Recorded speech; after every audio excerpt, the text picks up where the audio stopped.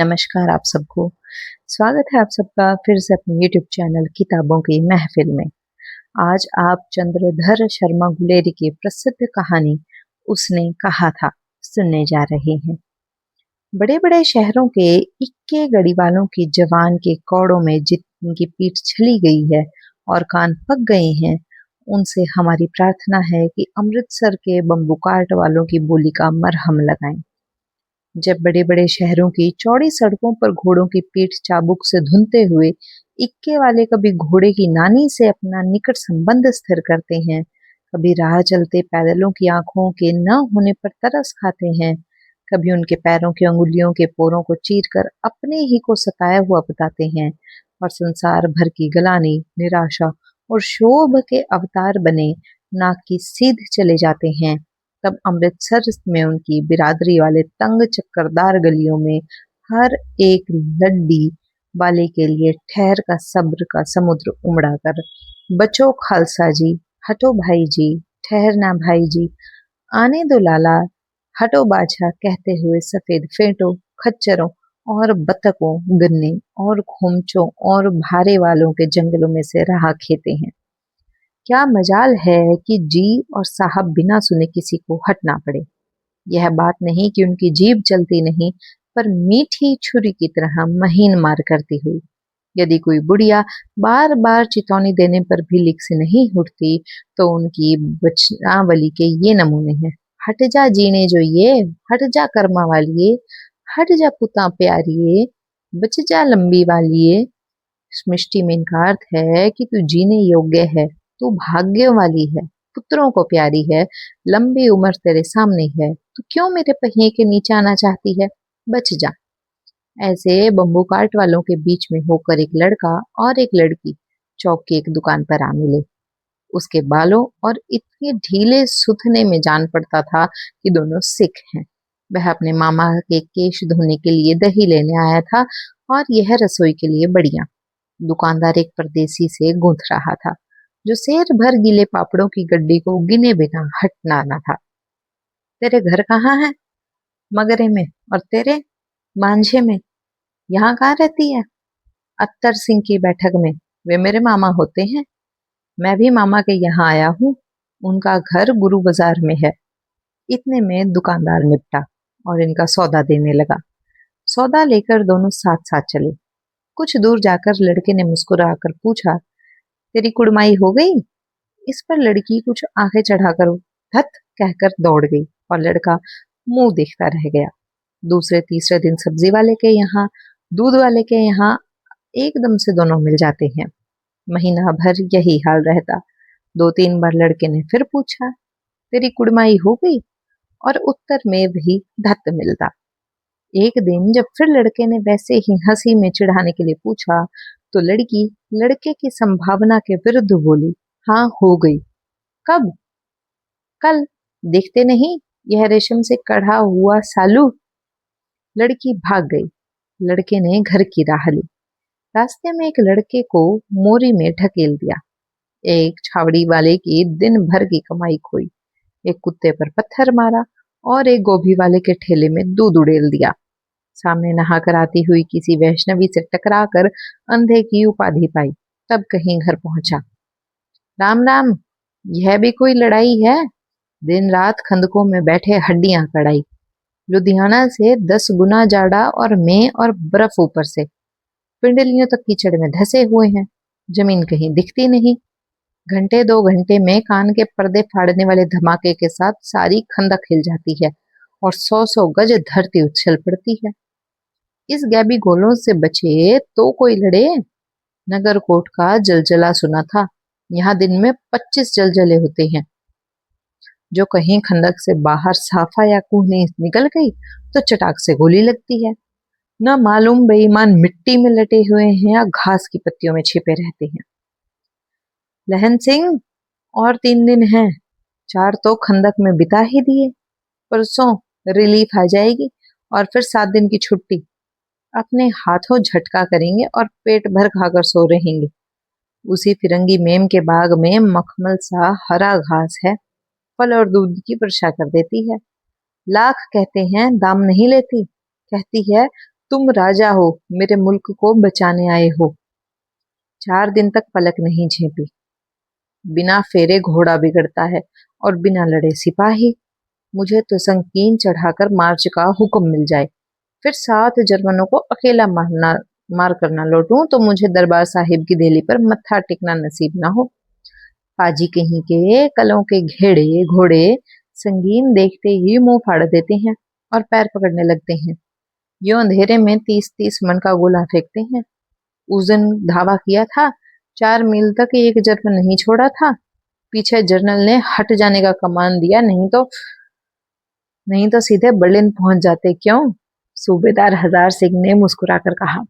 लड़ाई के मामले जमादार या नायक के चलाए नहीं चलते। बड़े अफसर दूर की सोचते हैं। 300 मील का सामना है, एक तरफ बढ़ गए तो क्या होगा? सूबेदार जी, सच है, लहन सिंह बोला, पर करें क्या? हड्डियों हड्डियों में तो जाड़ा धस गया है। सूर्य निकलता नहीं और खाई में दोनों तरफ से चंबे की बावलियों में से सोते झर रहे हैं। एक धावा हो जाए तो गर्मी आ जाए। उद्मी, उठ, सिगड़ी में कोले डाल। वजीरा, तुम 4 जने बाल्टियां लेकर खाई का पानी बाहर फेंको। महासिंह, शाम हो गई है, खाई के दरवाजे पर पहरा बदल ले।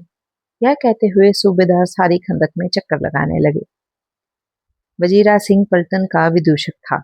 बाल्टी में गंदला पानी भरकर खाई के बाहर फेंकता हुआ बोला, मैं बाधा बन गया हूँ, करो जर्मनी के बादशाह का तर्पण। इस पर सब खिलखिला पड़े और उदासी के बादल फट गए। लहन सिंह ने दूसरी बाल्टी भरकर उसके हाथ में देकर कहा, अपनी बाड़ी के खरबूजों में पानी दो, ऐसा खाद का पानी पंजाब भर में नहीं मिलेगा। हाँ, देश क्या है, स्वर्ग है। मैं तो लड़ाई के बाद सरकार से 10 गुना जमीन यहाँ मांग लूंगा और फलों के बूटे लगाऊंगा। लाडी, होरा को भी यहीं बुला लोगे या वही दूध पिलाने वाली फिरंगी में? चुप कर, यहाँ वालों को शर्म नहीं। देश देश की बात चाल है। आज तक मैं उसे समझ न सका कि सिख तंबाकू नहीं पीते, वह सिगरेट देने में हट करती है, होठों में लगाना चाहती है, और मैं पीछे हटता हूँ तो समझती है कि राजा बुरा मान गया, अब मेरे मुल्क के लिए लड़ेगा नहीं। अच्छा, अब बोध सिंह कैसा है? अच्छा है, जैसे मैं जानता ही ना हूँ। रात भर तुम उसे अपने कंबल उड़ाते हो और सिगड़ी के सहारे गुजर करते हो। उसके पहरे पर आप पहरा दे आते हो। अपने सूखे लकड़ी के तख्तों पर उसे सुलाते हो। आप कीचड़ में पड़े रहते हो। कहीं तुम न मांदे पड़ जाना। जाड़ा क्या है, मौत है, और निमोनिया से मरने वालों को मुरब्बे नहीं मिला करते। मेरा डर मत करो, मैं तो बुलेल की खड के किनारे मरूंगा। भाई कीरत सिंह की गोदी पर मेरा सिर होगा और मेरे हाथ लगाए हुए कंगन के आम के पेड़ की छाया होगी। वजीर सिंह ने त्योरी चढ़ाकर कहा, क्या मरने मारने की बात लगाई है? मरे जर्मनी और तुर्क। हाँ भाइयों, कैसे? दिल्ली शहर ते पिछोर नु जंदिए कर लेना लोंगा दी मार, लोंगा दा बपार मड़िए कर लेना ना देड़ा सौदा अड़िए। लाना चटाका कदुए नू का बनाया वे मजेदार गोरिए, हुण लाना चटाका कदुए नू। कौन जानता था कि दाढ़ियां वाले घर भरी सिख ऐसा लुच्चों का गीत गाएंगे।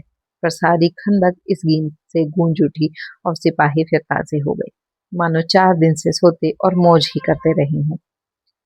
दोपहर रात हो गई, अंधेरा है, सन्नाटा छाया हुआ है।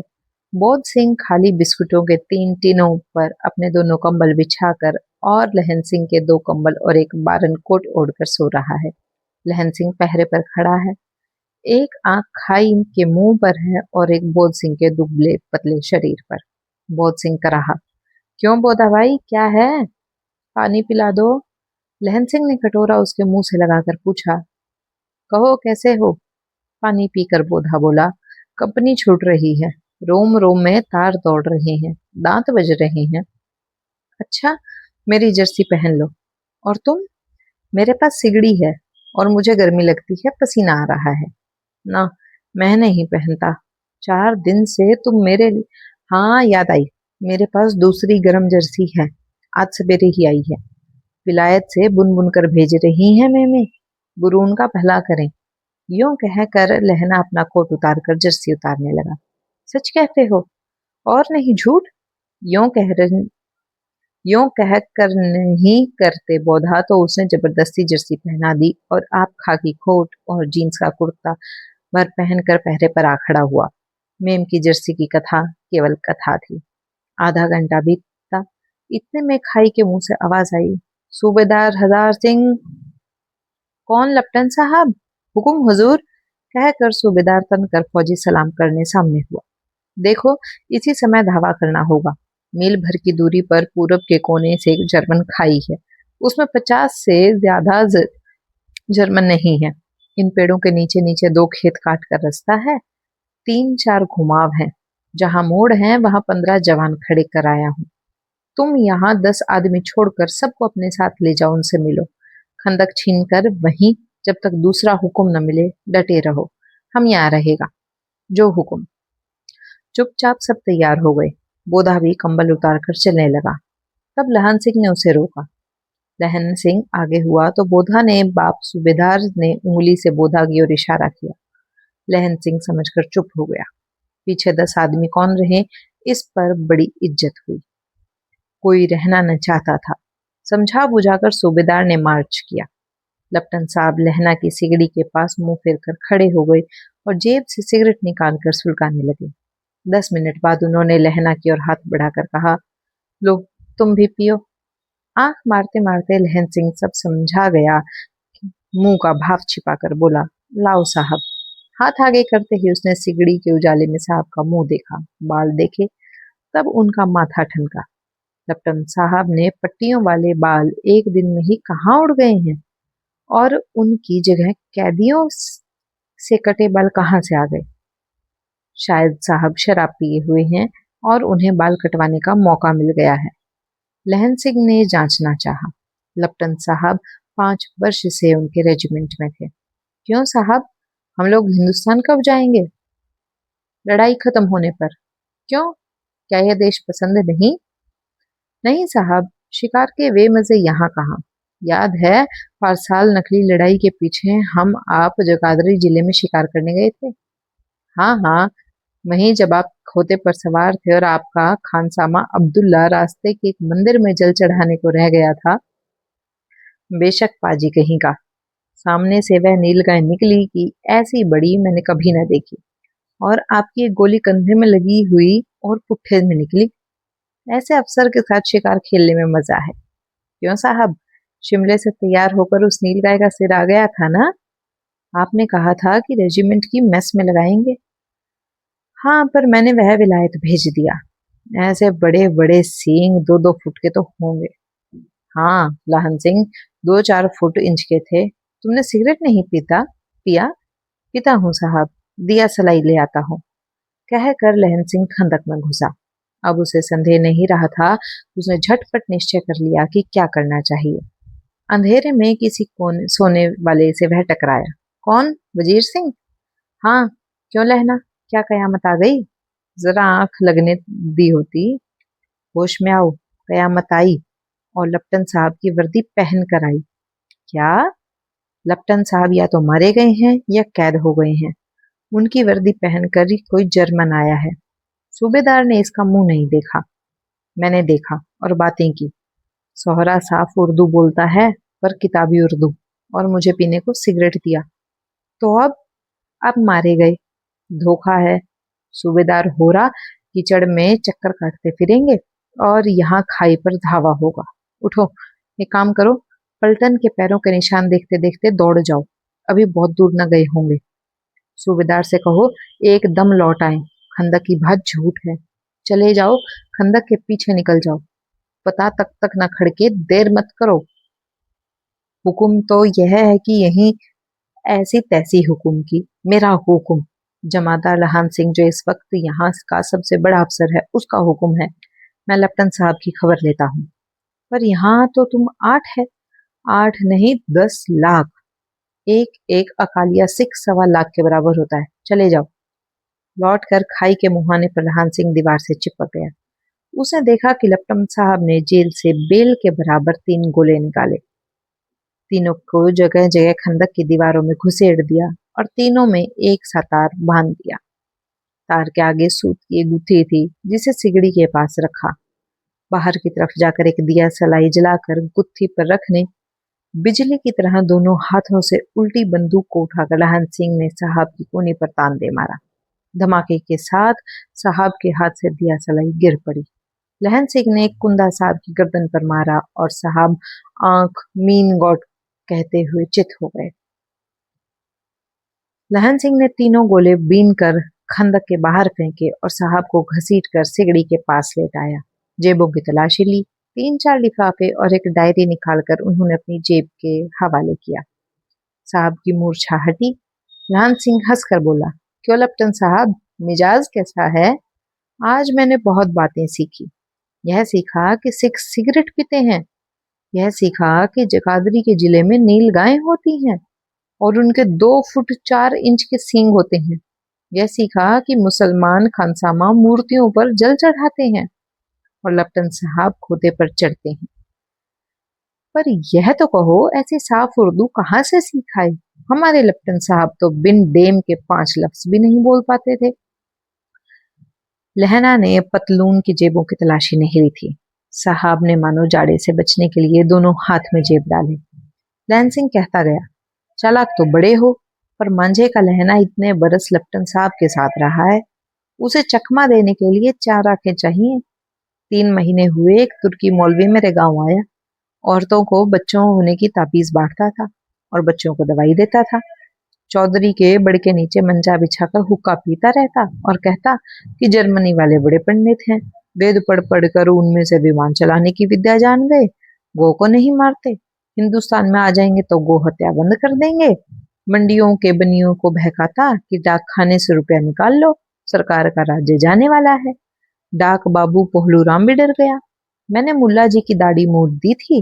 मैं गांव से बाहर निकल कर कहा कि जो मेरे गांव पर पैर रखा तो साहब की जेब में से पिस्तौल चला और लहना की जांघ में गोली लगी।